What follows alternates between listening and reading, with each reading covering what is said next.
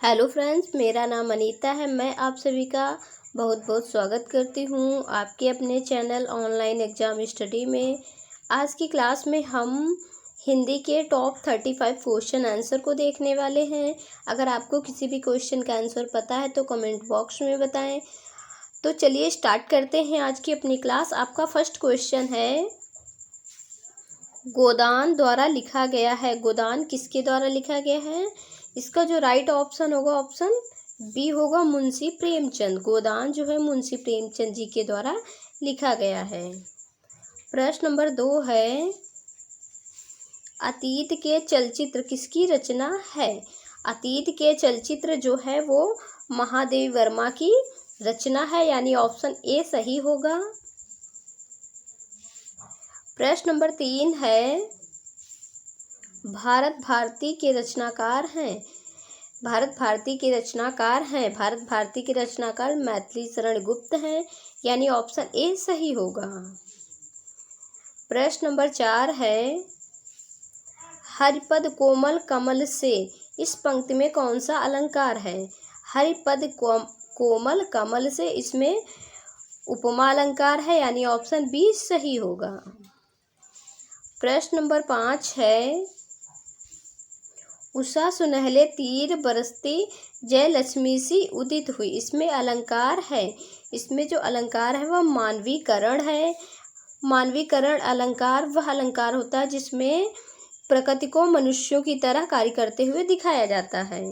प्रश्न नंबर 6 है, अद्भुत रस का स्थायी भाव है। अद्भुत रस का स्थायी भाव क्या है? अद्भुत रस का स्थायी भाव विस्मय है, यानी ऑप्शन सी सही होगा। प्रश्न नंबर 7 है, किस रस का स्थायी भाव जुगुप्सा है? विभत्स जो रस है उसी का स्थायी भाव जुगुप्सा है, यानी ऑप्शन बी राइट होगा। प्रश्न नंबर 8 है, हिंदी भाषा किस लिपि में लिखी जाती है? हिंदी भाषा जो है वो गुरुमुखी लिपि में लिखी जाती है, यानी ऑप्शन ए सही होगा।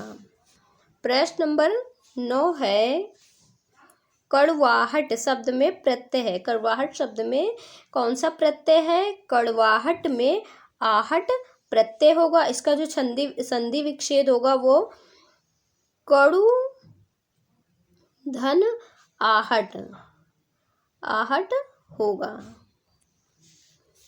प्रश्न नंबर 10 है, कृत प्रत्यय लगता है। कृत प्रत्यय कहाँ लगता है? कृत प्रत्यय क्रिया के अंत में लगता है, यानी ऑप्शन ए सही होगा। प्रश्न नंबर 11 है, संकल्प शब्द में उपसर्ग है। संकल्प शब्द में उपसर्ग पूछा है। संकल्प में सम उपसर्ग होगा, यानी ऑप्शन ए सही होगा। इसका जो विच्छेद होगा वो सम धन कल्प होगा, कल्प। प्रश्न नंबर 12 है, प्रागैतिहासिक में किस उपसर्ग का प्रयोग हुआ है? प्रागैतिहासिक में प्राक उपसर्ग का प्रयोग हुआ है, ऑप्शन ए सही होगा। प्रश्न नंबर 13 है, आम खाया जाता है में कौन सा वाच्य है? क्वेश्चन में वाच्य पूछा है। आम खाया जाता है, इसमें कर्म वाच्य है, क्योंकि यहाँ पर कर्ता नहीं है तो यहाँ पर इसीलिए इसका जो सही उत्तर होगा ऑप्शन बी होगा, कर्म वाच्य। आम खाया जाता है में कर्म वाच्य होगा। प्रश्न नंबर 14 है, कर्म वाच्य में प्रधान होता है। कर्म वाच्य में कौन प्रधान होता है? कर्म वाच्य में कर्म की ही प्रधानता होती है, यानी ऑप्शन डी राइट होगा।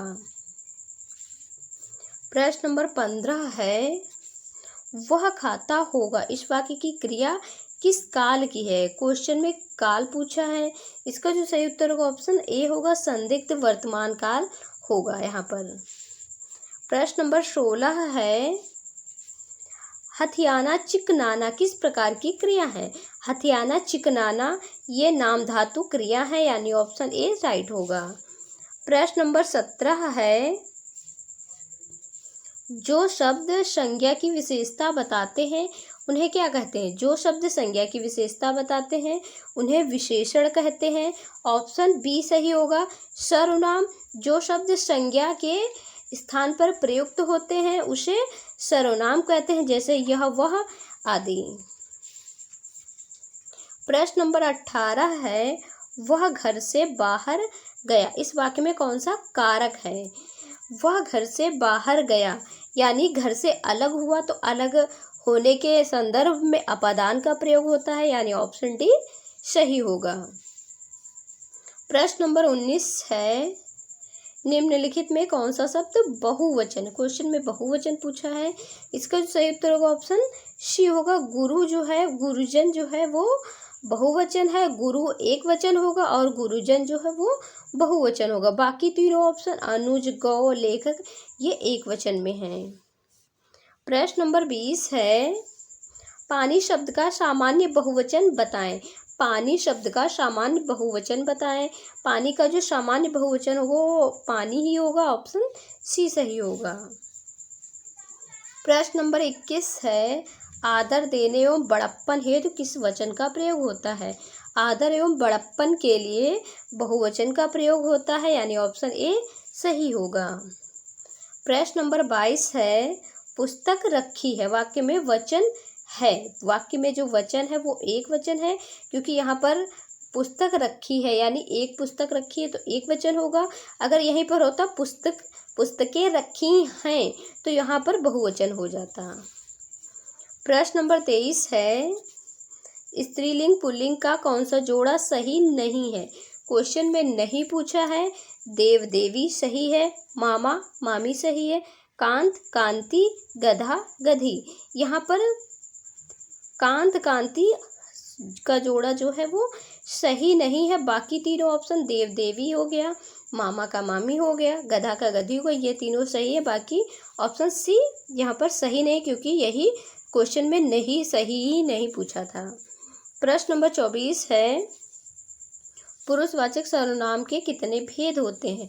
पुरुषवाचक सर्वनाम के 3 भेद होते हैं। पुरुषवाचक,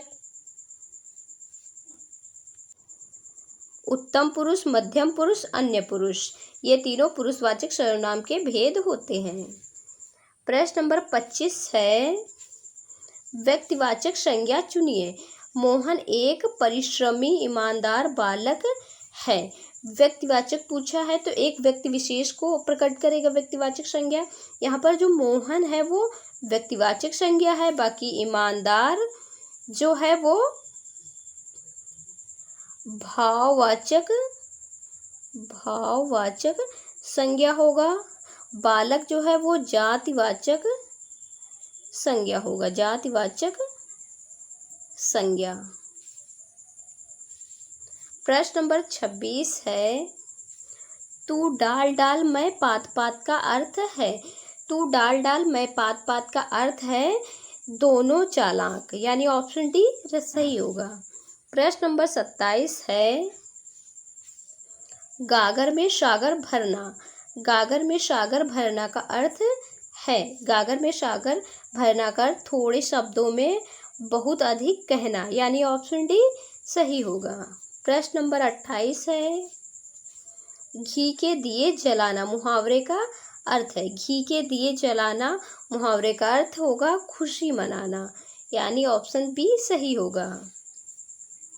प्रश्न नंबर 29 है, उपल और उत्पल शब्द युग्म सही विकल्प चुनिए।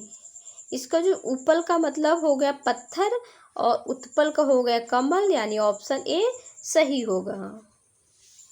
प्रश्न नंबर 30 है, चिर और चीर का क्या अर्थ है?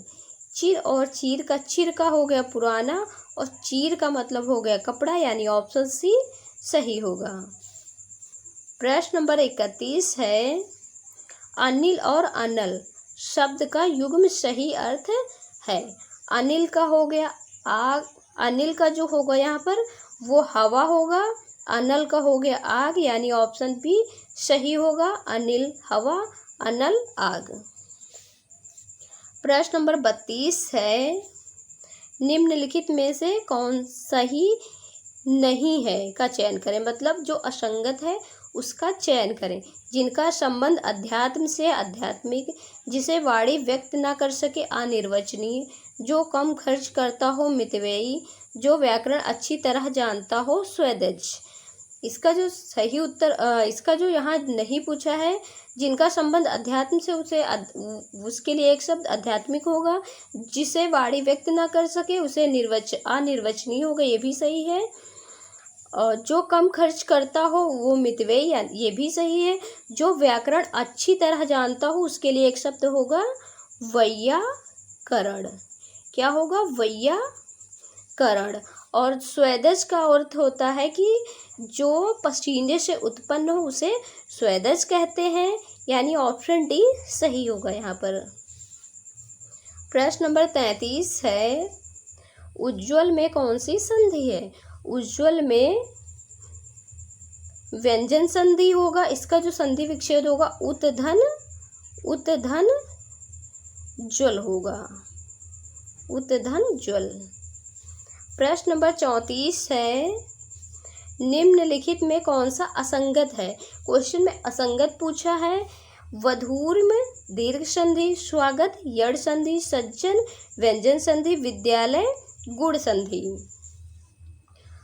वधूर में दीर्घ संधि, ये भी सही है। स्वागत में यड़ संधि है, ये भी सुधन आगत बराबर स्वागत यड़ संधि, ये भी सही है।